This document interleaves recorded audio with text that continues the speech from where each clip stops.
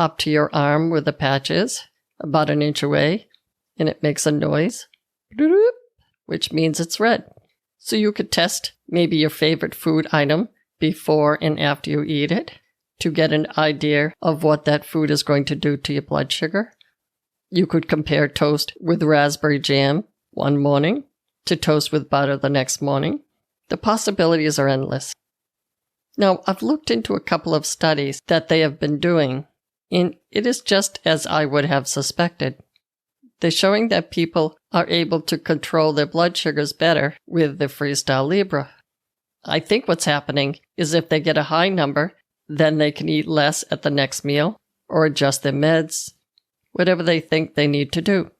And with all the telehealth medicine going on right now, you could tell your doctor over the phone or Zoom exactly what your numbers are and what you ate on that particular day.